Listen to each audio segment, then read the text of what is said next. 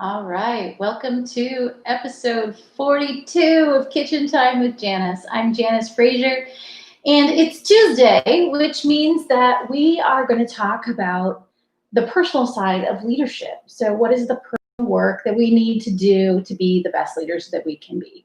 And this morning I had two different phone calls, and they were interesting because in one phone call, it was a sales call for me. I was talking to somebody who might be a new client, and we were talking about their project. Turns out it's not a match, no big deal. I met a wonderful new woman that I didn't know before. I'm really glad of that.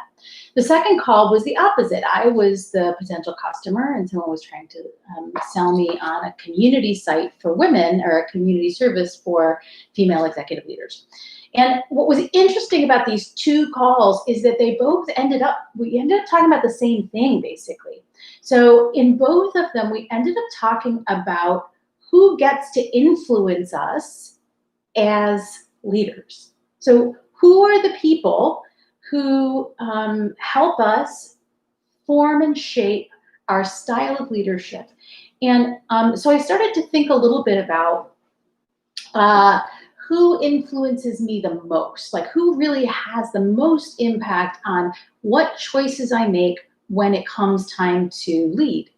And what I started with is that the people I talk to most about things in my life, especially things where there are difficult decisions to make, are the people in my everyday life. First, the first one is my husband, of course. So while I don't, come home and talk about my work necessarily in detail, I do bring challenges to the dinner table. That's why it's kitchen time, is because the kitchen is where we have some of our most interesting conversations. On the weekends we do gin and gin. We have Negronis and we play gin rummy and we talk for an hour, and that's a way that we connect as a family. And often what we talk about are our difficult challenges. And so when I think about who influences my decisions the most, I'm thinking about my husband, my daughter, who runs a big team at a software company. I think about my son. He's 18. He's Gen Z. His approach to the world is really difficult. So when I have to think about ethics and morals and really grapple with hard what is the right thing to do, the people who have the most influence over me are the people who sit at my kitchen table. And they're the people who I welcome into my vulnerable places, my hard places. Like, I'm having trouble figuring something out. Can you help me? We talk about how people interact with one another. We talk about the right way to interact with each other around the dinner table. So I think that who we choose to live with, who we choose to open up to, those are the people who have some of the most impact, even though we may not necessarily be talking to them about the specifics of our decisions. So then I thought about, okay, well, who else have I welcomed into my inner circle?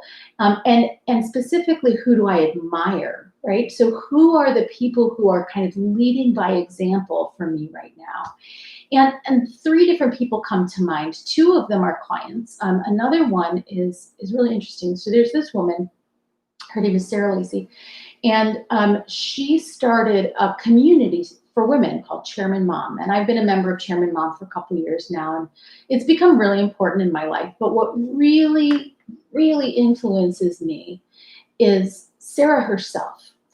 She's super outspoken, and I'm really outspoken. I'll tell you what I think for sure. She's very outspoken, but she's also very open with her emotions and her love, right? So here's a woman who leads, and she leads this community of hundreds of people. So not just leading in her work with her team, but leading this group that is around her. She is a leader, and she demonstrates every day how to balance love and feelings with rational decision-making, fact-based decision analysis. And I have really been impressed and influenced by her. And she's become someone who's just very important in my life. And while we're not having dinner, every week or anything, she is someone who I now consider to be profoundly influential in the lives of me and a lot of the women that I'm close to. So I think about, the folks who are speaking into my life they're the ones who are going to influence how I show up as a leader. So, okay, so now I want to take it to the other side. I'm looking at the timer. I've got 60 seconds left. We're going to keep this under 6 minutes. So on the other side of the table, over the course of my life, I have removed a lot of folks from my life. I have been really careful, with my therapist, with my husband, figuring out who gets to be in and who gets pushed just a little bit farther out, right? And the people that I push farther out are the people who are toxic, right? I don't really use that word very much, but that's really what they are.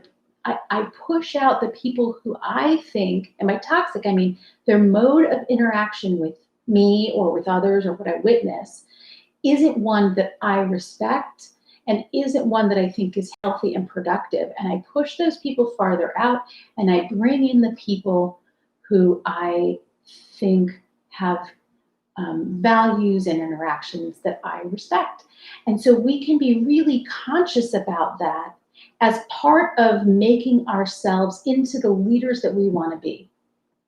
So, one of the best ways to become a better leader is to get healthy in the relationships in your outside of work life, right? If you think about it, who we let in is going to influence how we show up. So that's my thought for the day. That was Kitchen Time with Janice, episode 42. I hope you have a lovely day.